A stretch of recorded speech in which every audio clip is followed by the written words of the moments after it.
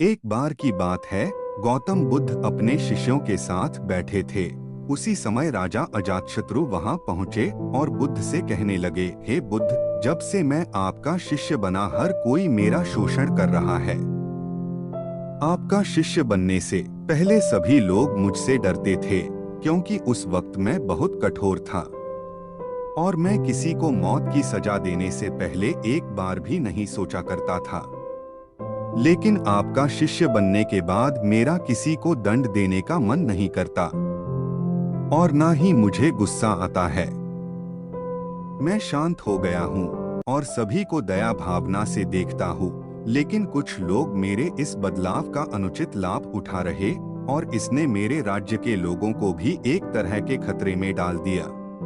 कृपया आप मुझे बताएं कि मुझे अब क्या करना चाहिए।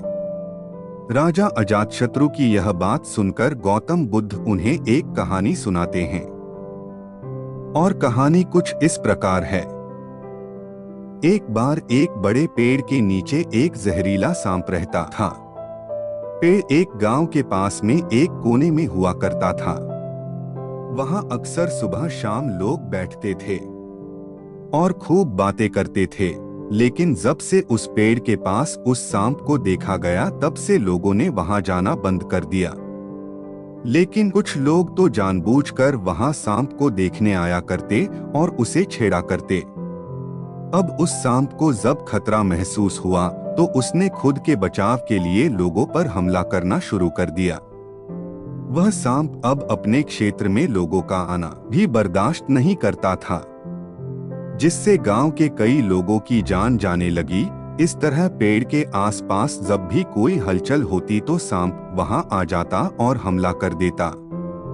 सांप की दहशत अब पूरे गांव में हो गई। अब लोगों ने बिल्कुल ही उस पेड़ के पास जाना बंद कर दिया। एक दिन एक साधु उस गांव से गुजर रहे थे। तभी उस साधु की नजर उस विशाल से घने वृक्ष पर पड़ी जिसके नीचे वो सांप रहा करता था। घने पेड़ को देख साधु के मन में विचार आया कि चलो वृक्ष की इस ठंडी छांव के नीचे बैठकर कुछ देर ध्यान लगाया जाए। उसी वक्त गांव के कुछ लोग अपनी गाय लेकर घर की ओर जा रहे थे। तभी उन लोगों की नजर जब उस साधु पर पड़ी जो कि उसी पेड़ की तरफ ही जा रहा था। तभी लोगों ने उस साधु को सांप के बारे सावधान करते हुए कहा कि आप उस पेड़ के पास मत जाना, वहां एक जहरीला सांप रहता है जो जरा सी हलचल होने पर हमला कर देता है और अब तक कई लोगों को काट भी चुका है। लोगों की यह बातें सुनकर साधु मुस्कुराए और उस पेड़ की तरफ चल पड़े। जगह को थोड़ा साफ करके जैसे ही साधु ध्यान करने के लिए बैठे, तभी सांप हलचल सुनकर साधु के सामने आ पहुंचता है और फुंकारने लगता है। फुंकार की आवाज सुन साधु की आंख खुलती है और वह सांप को देखने लगते हैं। वह सांप की आंखों में देखते हुए एक मंत्र बोलते हैं और मुंह से फूंक मारते हैं। तभी चमत्कारी रूप से वो सांप साधु से बात करने लगा। अब दोनों एक दूसरे की भाषा को समझ सकते थे। सांप साधु से कहता है, हे मनुष्य, क्या तुम मुझसे नहीं डरते? क्या तुम नहीं जानते यह मेरा क्षेत्र है और यहाँ आने की किसी की हिम्मत नहीं है? साधु ने करुणा से कहा, हे मित्र, इसमें डरने की क्या बात है? मैं किसी चीज से नहीं डरता, क्योंकि जब मैं जीने लोभ ही नहीं रखता तो मृत्यु से क्या डर? सांप साधु की बातें सुनकर चौंक गया, क्योंकि सांप की इससे पहले ऐसे लोगों से मुलाकात हुई थी जो उसको मारना चाहते थे या उसके डर से भाग जाते थे, लेकिन वह ऐसे व्यक्ति से कभी नहीं मिला था जो उससे नहीं डरता। सांप साधु से इतना प्रभावित हुआ कि वह साधु के चरणों में पड़ गया और बोला, हे प्रभु, आप बिल्कुल सही कह रहे हैं।